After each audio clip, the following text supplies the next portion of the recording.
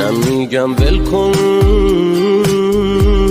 واسه من کل زندگی تو، نمیگم قلبم نمیتپه بی تو، میتپه اما خب یه چیز دیگه ای تو. نه ازت میخوام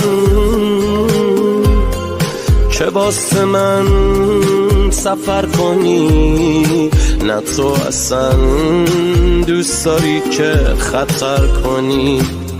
میگذرونم من هر طوری بشه، همه روزام شدن یه شکل.